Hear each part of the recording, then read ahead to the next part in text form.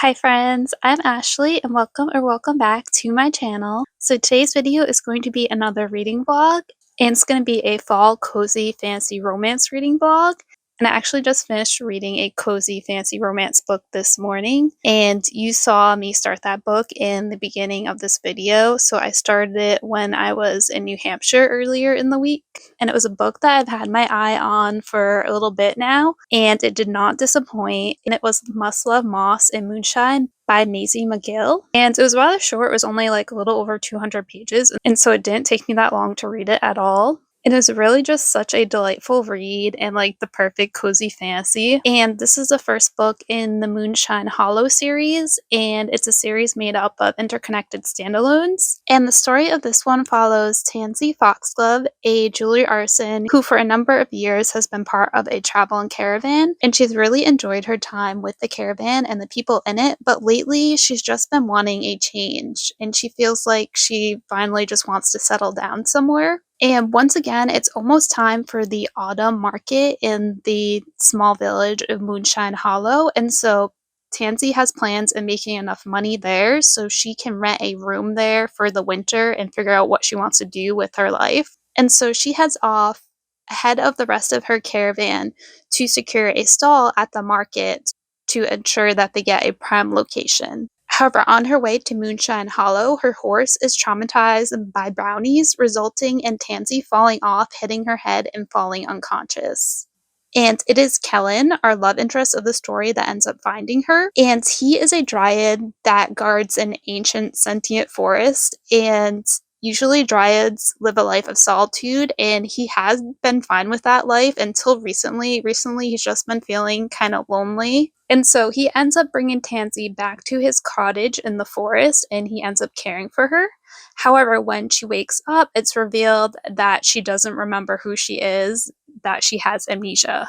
And so our story goes from there with Tansy trying to recover her memories and Kellen helping her, and in the process, the two get to know each other and start to fall in love. And the relationship between the two of them was just absolutely adorable. Like, their relationship was just so cute and sweet, and all their interactions were just adorable. And the story does have two steamy scenes, but they're both rather short scenes.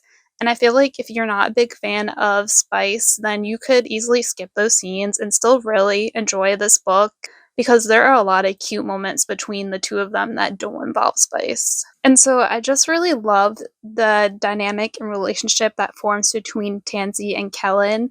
They very much have like playful banter going on, and Kellen is very much a Cinnamon character, but he's like more of a reserved Cinnamon.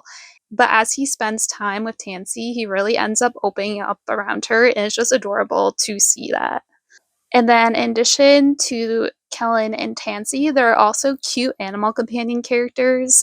And one of those is Marble, who is a mischievous russet colored squirrel. And he's a type of squirrel that has a special ability where he can freeze an enemy for 30 seconds with one of his chirps. And so he was absolutely adorable.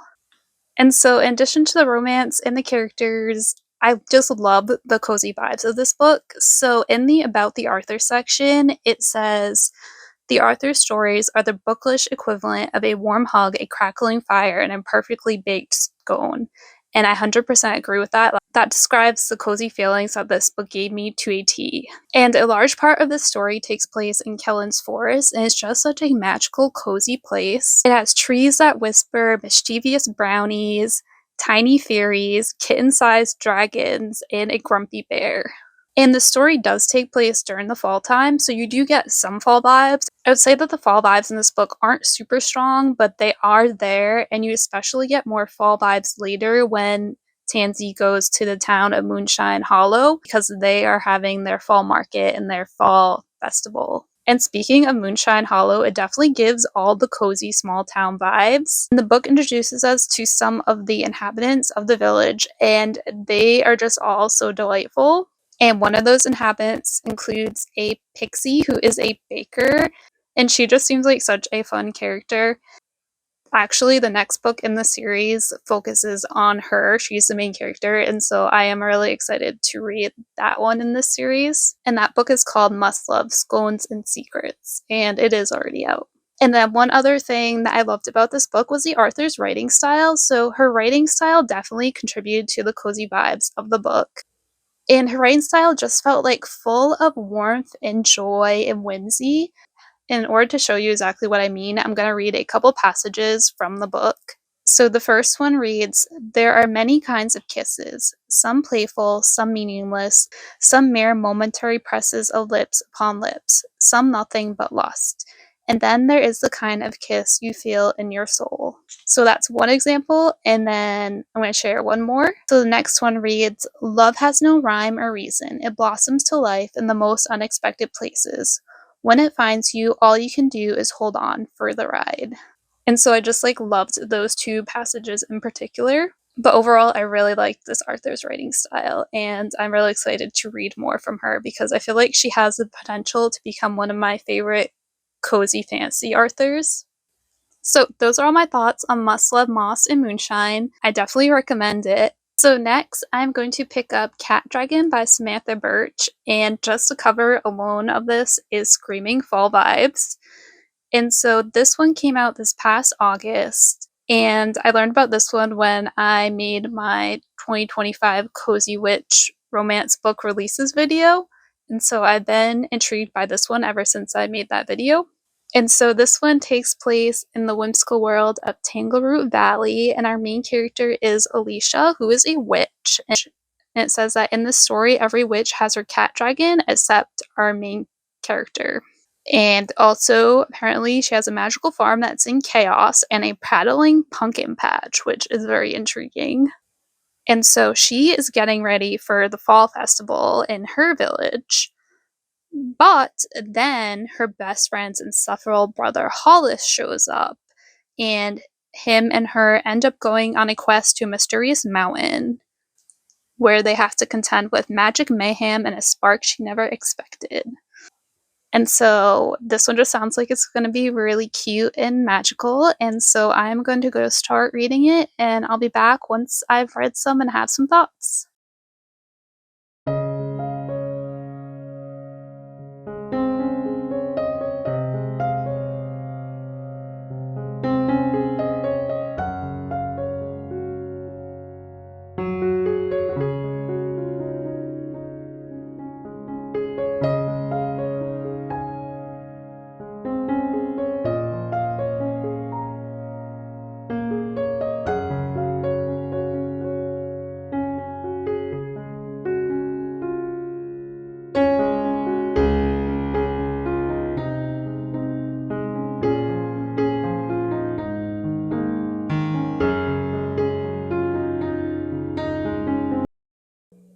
Hi, so it's now Tuesday, September 30th, and I'm here with a reading update on Cat Dragon. So according to my Kindle, I'm 55% through the book, and so far there are things that I am enjoying, but then there's also some things that aren't quite clicking with me. So two of the things about this book that I'm really enjoying are the world building and the animal companions. So in this book, we follow 30-year-old Aloysia, who is a witch that specializes in plant magic. And in this world, every witch has a cat dragon familiar that chooses them when they're 8 years old. That is except for Aloysia. So for whatever reason, a cat dragon has not yet chosen her. And I just love the concept of cat dragons. As their name implies, they're a cross between a cat and a dragon. They have the forked tongues and wings of a dragon, but the fur of a cat. And then another fun little fact about them is that cat dragon kittens, their furs smell like maple syrup. And I just like love that little detail. It's just so whimsical and fun. And then another important detail about cat dragons is that they allow witches and wizards to combine their magic and to perform powerful feats of magic. So the beginning of the book, Alicia does end up being chosen by a cat dragon, but not in the usual way. So usually you get your cat dragon at the familiar shop, but Aloysia's cat dragon escaped from the shop and ends up running into Aloysia, and that is how they meet and how he chooses her. And just some of my favorite parts and scenes of this book are the scenes with Aloysia and her cat dragon, just seeing the two of them bond and form a relationship. And then in addition to her new cat dragon, Aloysia also has a talking crow companion that I love so much, and his scenes are also some of my favorites in this book so far. And he kind of reminds me of, if you've seen the anime Demon Slayer, the talking crows in that anime, he kind of reminds me of them. The bond between him and Aloysia is just so strong and definitely feels like a family bond because the two of them bicker, but at the same time, they also will do anything for each other and care very much about each other. And then, in addition to the cat dragons and Alicia's crow, there are also other creatures and animals in this book that are unique to this world. For example, there are coos, which are a type of mountain cow, and they produce a creamy yellow milk that has the taste of creme brulee. And so that's just so fun and whimsical as well. And then, in addition to the coos, you also have the guardian of Tangleroot Valley, which is a 50-foot tall snow griffin. And this griffin is a source of Tangleroot Valley's magics.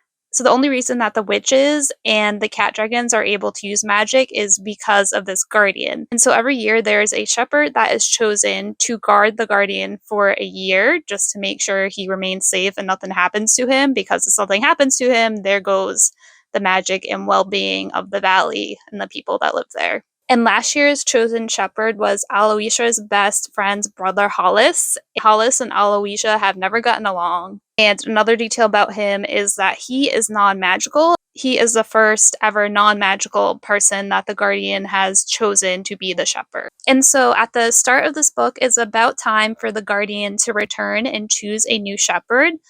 But the Guardian does not show up at the place where it's supposed to. Instead, it ends up showing up on Aloysia's farm. And there's clearly something wrong with it, and it's going on a rampage. And so Alicia is frantically trying to figure out how to stop it before it destroys her home. And so she ends up doing something that seems to calm it down and knocks it kind of unconscious, but in the long run, it turns out that she actually might have done more harm than good. And she learns that there was once a story of someone else who had done the same thing that she had done to try to help a guardian and stop it from rampaging. But that ended with the guardian dying a season later. The town and its people ended up dying out because their guardian died. So now Aloysia is in very big trouble, and the people of her town and the officials of her town are blaming her for what happened. When this happened to the other town's guardian, they did end up doing some research and coming up with a cure, but the guardian died before they could put together the cure. And so Aloysia and Hollis end up going on a journey to gather the ingredients for the cure. And so our story goes from there. So now that I've talked about some of the things I've really been enjoying so far, let me talk about some of the things that haven't quite clicked with me. And that's mostly the way this is written and the way the story is being told and executed. It like the pacing of the story feels a little off sometimes. And the book doesn't always flow well from scene to scene, and sometimes that can be a little jarring, and I found myself taken out of the story sometimes when that happens. So that's one thing that hasn't quite been clicking with me. And then another thing I do want to mention is Aloysia and Hollis. Their relationship so far is just kind of feels like is there and hasn't been really developed that much. So at the beginning, you see that they're clearly not getting along and they really don't want to be with each other on this journey. And that feeling remains until just like recently in the book when they finally start opening up a little bit to each other and talking to each other more. And so far, like, I don't really have any strong feelings about their dynamic. Like, their relationship so far is probably one of my least favorite things of the book. Overall, I just don't feel very invested in them. In contrast, I feel super invested in Aloysia's relationship with her cat dragon and her relationship with Crow. I think this book does like animal companions like really well. That's definitely a strength of this book and the story. And I also want to mention there has been the introduction of two other human side characters, and them also I don't feel really connected to, and I just think they're kind of okay. Hi, so it's now Friday, October 3rd, and I finished Cat Dragon this morning, so I'm here with my final thoughts. So overall, I enjoyed this book. I had a fun time with it. Though, as I mentioned earlier, there were some things that didn't quite click with me. And those things were mostly the overall flow of the story and the pacing. I just found like some parts of this book dragged, and however, I will say that I enjoyed the execution of the second half of the plot more than the first half of it. And overall, I just felt more invested in the plot in the second half of the book. And there were also some exciting plot twists in the second part of the book as well. Also, I mentioned earlier that there were some human side characters that weren't quite clicking with me and that I didn't really care for. But I am happy to say that by the end of the book, those two side characters had wormed their way into my heart. And I feel like I didn't like them very much at first because they had really strong personalities. And I feel like characters with very strong personalities, when they're first introduced, they can feel overwhelming and unlikable. And I feel like that's what happened with these two characters. But as the story went on and I got to learn more about them, I felt like I understood them better and I found their personalities becoming endearing rather than annoying. And also, the romance between Hollis and Aloysia does get a little bit more developed in the second half as well. But I did find it a little frustrating because it felt like it kept flipping between being hot and cold between the two of them. So, one moment they would be like, oh, we like each other, we need to do something about that. But then the next moment they'd be like, no, we can't do anything about that, forget about it.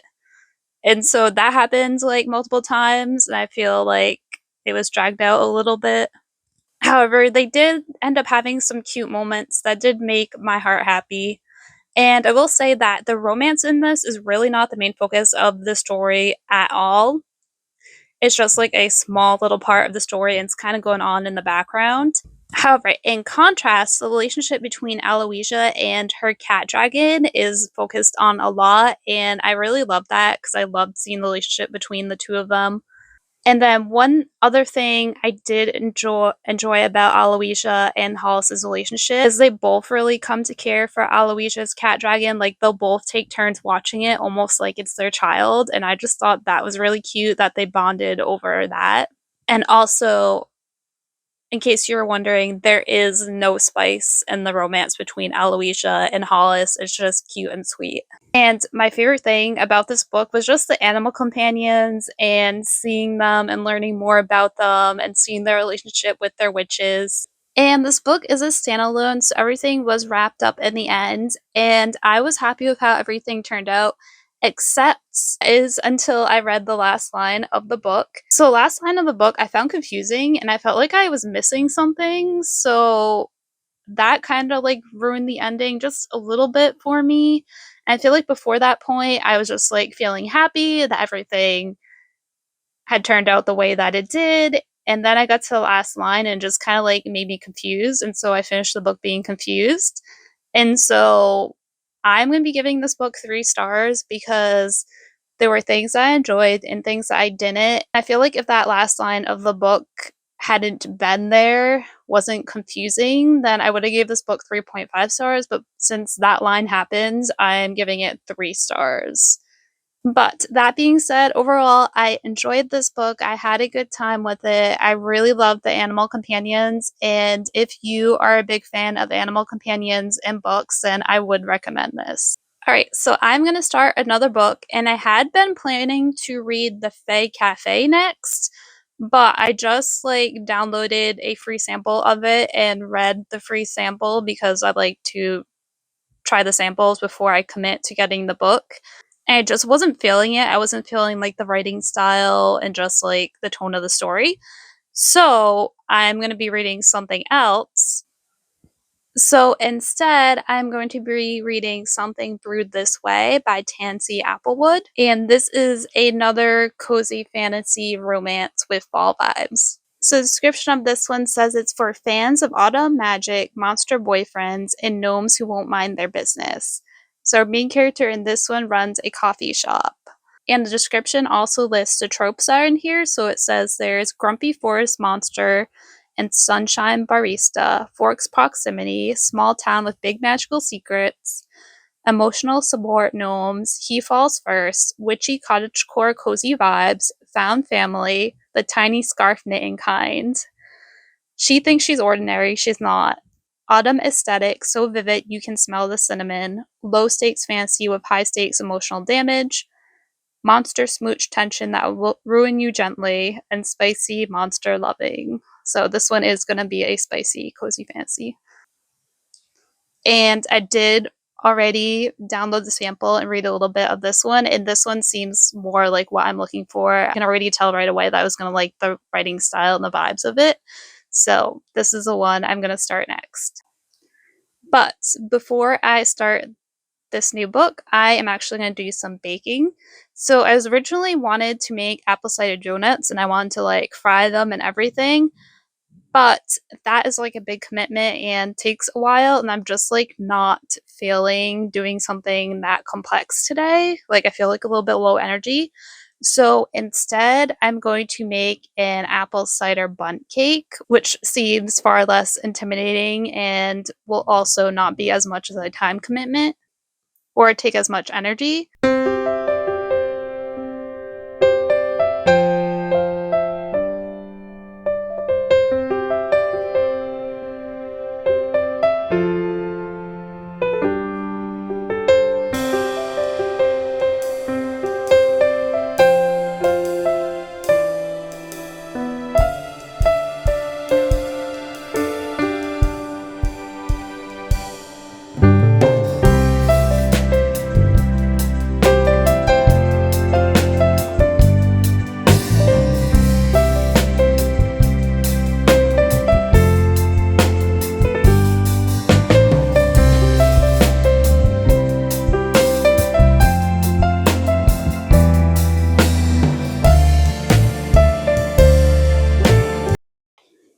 Hi, so it's now Sunday, October 5th, and I did finish reading Something Brewed This Way last night after I got home from work.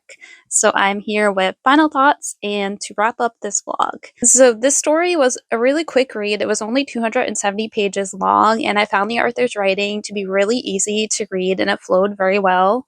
And I had fun reading this. It was just a good, fun time. It was very spicy, which I was warned about that in the description of the book, so it wasn't a surprise. But just know that this one's really spicy. I would say it's like 80% spice and 20% plot. And the spice is entwined with the plot. And so in this one, our main character, Tilda, finds out that she is soul bonded to the guardian of the forest named Thorn. And so they're essentially soulmates. And so this bond makes them super physically attracted to each other. And so there is lots of opportunity for spice in here. But standing in the way of their bond is this witch who cursed Thorn, as if she can't have him, then nobody can. And she was also responsible for breaking his previous soul bond and causing him lots of pain. And since then, he's just lived alone in the forest. Well, except for he has like a animal demon companion. But other than that, he's just been alone in the forest, cursed, and really with no hopes of finding someone else. That is until the bond between him and Tilda activates. And so that's like the main gist of the plot. And since Tilda and Thorn have the whole soulmate thing going on, their romance does feel insta-love. So if you don't like insta-love, you might not like the romance in here. And there were some genuinely cute moments between Tilda and Thorn as well, in addition to the spice. And besides Tilda and Thorn, there are also some memorable and fun side characters in here as well. For example, there is a gnome named Letty who lives in the floorboards of Tilda's coffee shop, along with a bunch of other gnomes. There's just an army of gnomes that like live in the floorboards of the coffee shop.